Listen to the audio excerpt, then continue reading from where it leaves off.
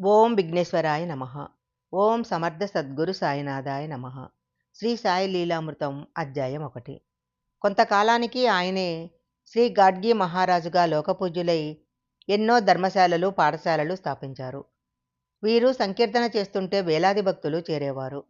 ఆయన 1927 ప్రాంతంలో తమ భక్తులతో కలిసి సంకీర్తన చేస్తూ షిరిడీ చేరారు. మధ్యలో ఆయన నేను మా ఊరు వెళ్ళిపోతున్నాను అని కేకలు వేస్తున్నారు.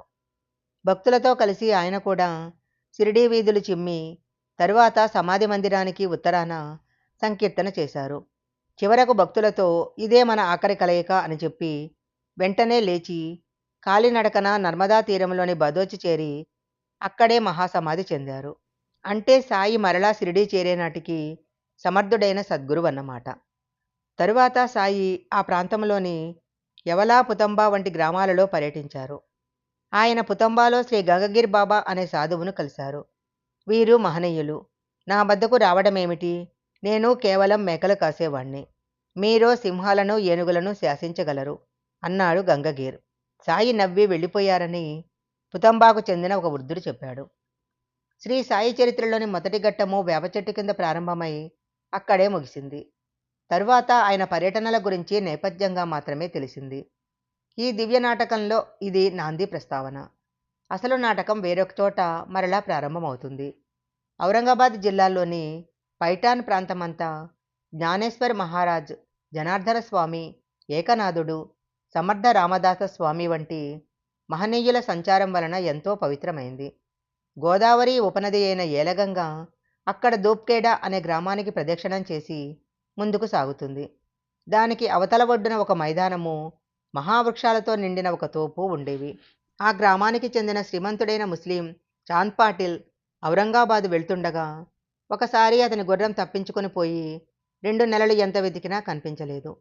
చివరికతడు దాని జీను మాత్రం భుజాన వేసుకుని ఇంటికి వస్తూ సిందోస్, బిందోస్ అనే జంట గ్రామాల వద్ద ఏలగంగా ఒడ్డుకు చేరాడు. అక్కడొక మామిడి చెట్టు కింద వెర్రివాని వలె ఉన్న ఒక ఫకీరు కనిపించాడు.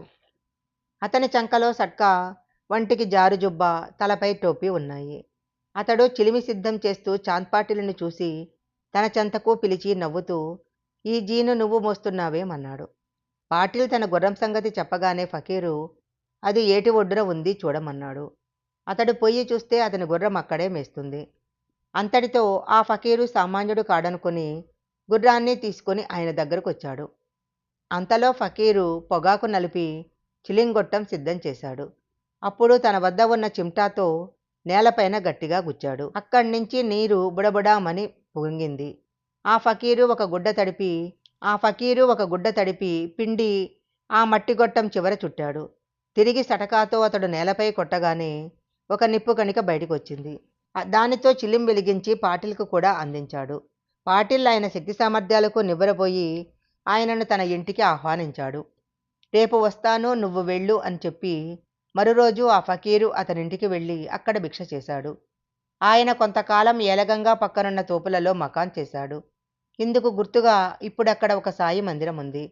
ఆయన ఆ ప్రాంతంలో అప్పుడప్పుడు తిరుగుతూ పాటిల్ను పలకరిస్తూ ఉండేవాడు. తరచుగా అతనికి స్వప్నంలో కనపడి ముఖ్యమైన ఆదేశాలు ఇస్తుండేవారని ఆ వంశస్థులు చెప్తారు.